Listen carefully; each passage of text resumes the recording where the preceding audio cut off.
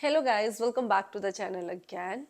Today on 8th of August 2023, our Honorable Minister of Employment in Canada has announced a biggest update for one of the pilot program. Yes guys, ये video हम लोगों की इसी latest update के ऊपर होने वाली है जहां हम डिस्कस करेंगे कि IRCC एंड ESTC ने किस तरीके से LMIA प्रोसेसिंग को और इम्प्रूव कर दिया है एंड कनाडा की गवर्नमेंट फॉरेन वर्कर्स को हायर करने के लिए कितने एफर्ट्स कर रही है, वो कौन कौन से ऑक्यूपेशंस है जो इस एफर्ट के अंदर इंक्लूडेड है एंड कौन कौन से क्राइटेरियाज हैं जिसका आपको ध्यान रखना है।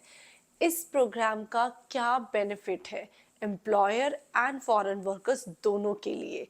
तो चलो स्टार्ट करते हैं आज की video. So what is this REP program? So REP stands for Recognized Employer Pilot Program.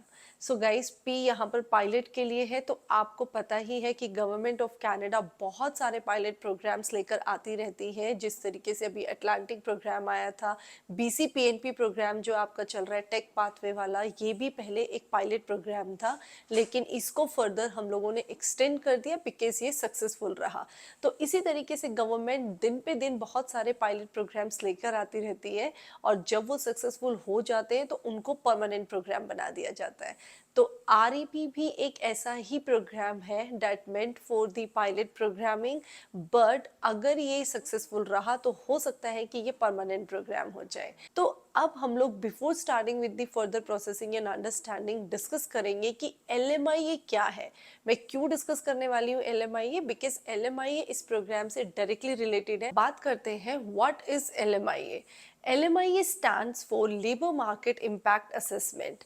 Guys ये एक ऐसा डॉक्यूमेंट है जो ESTC ऑफ कनाडा अप्रूव करती है एम्प्लॉयर्स को जो कनाडा में बिजनेस रन कर रहे हैं कि वो फॉरेन वर्कर्स को हायर कर सकते हैं। सो हर एक कैनेडियन एम्प्लॉयर को ये LMIA अप्रूव करानी पड़ती है अगर उन्हें कोई भी टेम्परेरी फॉरेन वर्कर हायर करना है। नाउ अब बात करते हैं हम लोगों के टॉपिक के ऊपर कि what is REP and how employers are getting benefits from this pilot program, and then later on how the foreign workers are also getting benefit। REP को लॉन्च करने का जो मेजर रीजन है वो क्या है?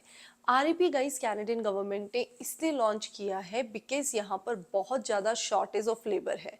ऐसा नहीं है कि सिर्फ एक ही प्रोविंस की बात हो रही है, यहाँ पर हर प्रोविंस के अंदर किसी न किसी डोमेन के अंदर शॉर्टेज है।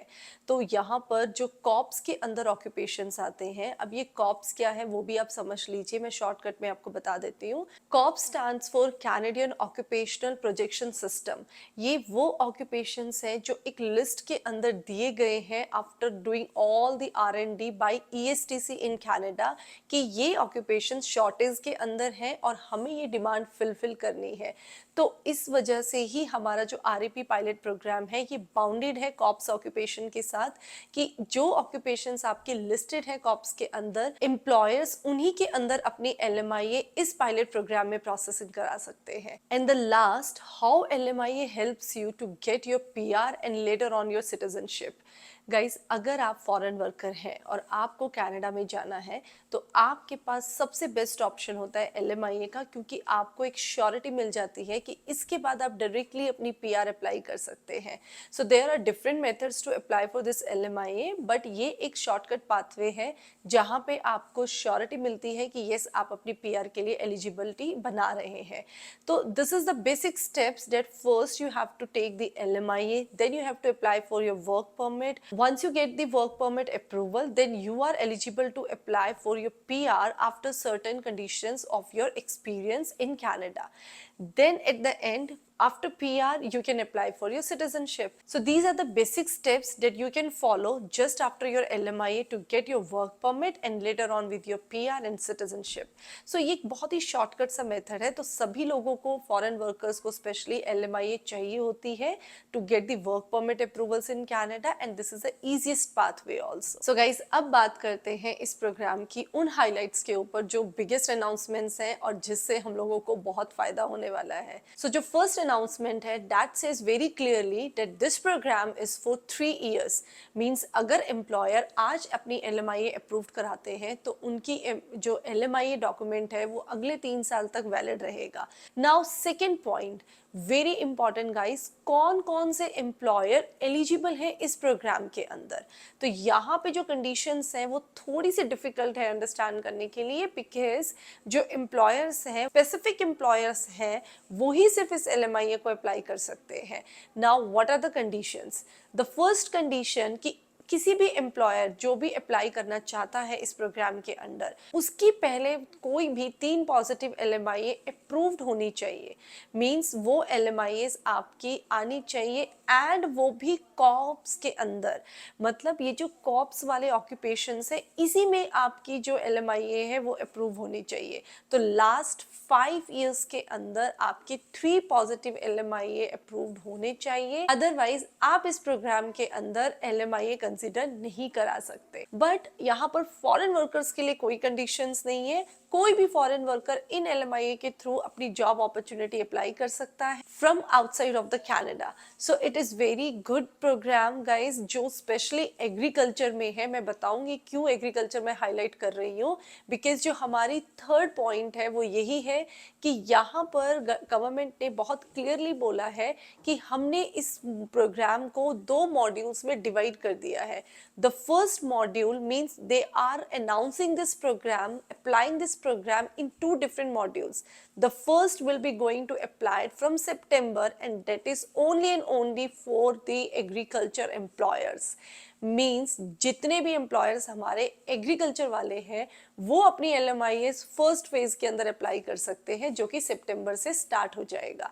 तो इसका मतलब क्या है कि जितने भी फॉरेन वर्कर्स हैं जो बाहर आउटसाइड ऑफ कनाडा बैठे हुए, स्पेशली इंडिया से, पाकिस्तान से, बांग्लादेश से, श्रीलंका से, प्लीज़ आप लोग इसको बहुत ध्यान से देखिए, और हो सकता है कि आपकी प्रोफाइल यहाँ पर काम कर जाए, बिकॉज एम्प्लॉयर स्टार्ट कर रहे हैं हायरिंग करना, अपनी LMIA से प्रूव कराना। So if they are doing, तो मीन्स आपके लिए भी गेट जो है वो ओपन हो चुके हैं। You can apply and can easily get your work permit under these condition. बात करते हैं सेकेंड फेज की। तो गाइस सेकेंड फेज जो ओपन होगा अदर ऑक्यूपेशंस के लिए, but please keep this in mind कि ये सारे ऑक्यूपेशन आपके कोऑप्स ऑक्यूपेशन ही होंगे।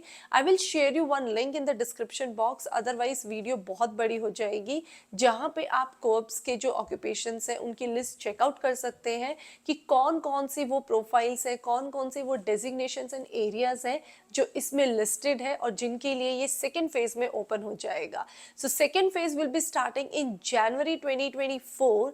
तो मीन्स अदर ऑक्यूपेशन वाले भी अपनी प्लानिंग्स अभी से कर सकते हैं, अपनी डॉक्यूमेंटेशन स्टार्ट कर दीजिए तैयार करनी अभी से, और एम्प्लॉयर्स को सर्च आउट करना स्टार्ट कर दीजिए और अपने आप को अपडेट रखना स्टार्ट कर दीजिए कि कभी भी जब ये ओपन हो जाएगी तो आप इसके अंदर अपना वर्क परमिट बहुत ईजिली अप्लाई कर सकते हैं। अच्छा, मैं आपको थोड़ा सा आइडिया दे देती हूँ कि इसके अंदर सारे IT, STEM और आपके अदर जो हेल्थ केयर के हैं ऑक्यूपेशंस वो सब इंक्लूडेड है। सो प्रोविंस टू प्रोविंस डिपेंड करता है कि नंबर ऑफ एम्प्लॉयर्स कहाँ पर किस फील्ड में कितने हैं, but you just have to make your search accordingly, ताकि आपको प्रॉपर एडवांटेज मिल सके इस प्रोग्राम से। एन एम्प्लॉयर इस LMIA को सिर्फ सितंबर 2024 तक ही अप्लाई कर सकते हैं। So this is the last date that is given by the Canadian government as of now. हो सकता है कि बाद में ये प्रोग्राम आपका एक्सटेंड हो जाए, तो परमानेंट हो जाए, तो then it can be open for more, but अभी तक के लिए आप सिर्फ सितंबर 2024 तक अपनी LMIAs अप्लाई कर सकते हैं। आज की वीडियो यहीं पर ख़त्म करते हैं। आई होप आपको ये प्रोग्राम समझ में आ गया होगा, and this is very easy pathway for all the foreign workers, specially in agriculture departments and the other occupations also who are listed in the Canadian government website. So at the end I would request you, जिसने channel subscribe नहीं किया है please subscribe कर लीजिए, क्योंकि मैं आप लोगों के साथ सारी अपडेट शेयर करती रहती हूँ, and I do share Canada life and culture as well. So please stay tuned on this channel and we'll see you in the next video. तब तक के लिए take care and bye.